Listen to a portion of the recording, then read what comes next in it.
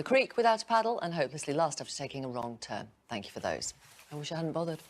Right, there's a really interesting study out today that's found, quote, that there is compelling evidence to show that there is a relationship between the quality of your diet and your mental health. It found that people who followed a traditional Mediterranean diet were a third less likely to develop depression than those with a poor diet. So if eating fruits, veg, nuts and fish can help lower depression risk, is it something that should be taken more seriously in the prevention and treatment of mental illness? Let's talk to the author of the study, Dr. Camille Lassalle, from the University College London, Dr. Cosmo Hallström, Fellow at the Royal College of Psychiatrists, and Rachel Kelly, who's experienced severe depression and found that changing her diet helped her recover. OK, so tell us more about the link. Well, what we did is we tried to combine all of the available evidence out there of all the studies that looked at the link between dietary patterns and depression.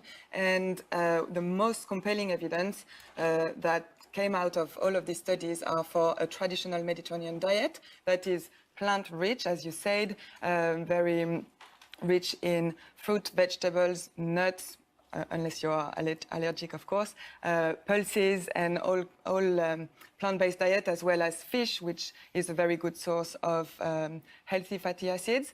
And we also found that avoiding a pro-inflammatory diet is a good way to reduce your risk of depression. What's a pro-inflammatory diet? Well, foods that are that can increase your systemic systemic inflammation, which means all of your body natural reaction to an injury, for example, is normal inflammation. But when these levels of inflammation are constantly elevated, that can trigger a lot of problems, including for your mental health. And the food that are pro-inflammatory are rich in refined sugar, saturated fat, trans fat, and we are talking about a lot of processed foods, ready meals. Yeah.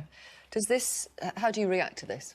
Well, you have to look at any magazine, any women's magazine, you'll see that diet and its relationship to mood and how you feel about yourself is vitally important. So this is not rocket science, and now we have some data to support what we've already known.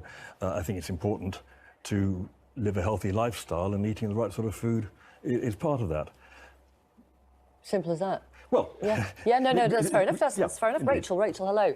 Hi. You've experienced severe depression. You changed your diet. What did you change from and to? So I needed really simple ways to remember what to do, and I used the acronym CRAP, cut the crap. So I stopped. I'm going to have to apologise for you. Sorry. It's fine. Whoops. I'm fine with it, but somebody Okay. might be offended. But it's Okay, fine. well, it stands for carbonated drinks, refined sugars, aspartame and additives, and processed meats and processed foods. So that's what I cut out, exactly as Camille said. What were the first two things? Carbonated drinks. So I was quite the fizzy one drinks. for dark colas Okay, and stuff yeah. like that. So I cut that out, and then that was the minus, and the plus was I moved really more from a meat and two veg. I didn't have like a really bad diet, but I moved from I became much less carnivorous, much more fish, and much more plants. Impact on your mental health? Massive. In what respect? First is psychological. So I had two very severe depressive episodes. I've been helped by psychiatrists, by all sorts of different things. This was something I could do on my own. Okay. I actually worked with a nutritionist, but that was so empowering. I got agency, first thing. Second thing, antidepressants can be really effective, but they can take a while to work. I actually started to feel different within days. Right.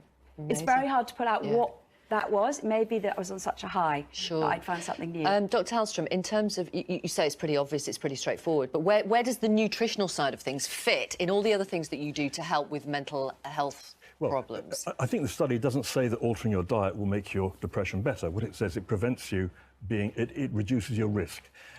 Inflammation is something that's being increasingly looked at as a mechanism for developing mental illness generally and depression.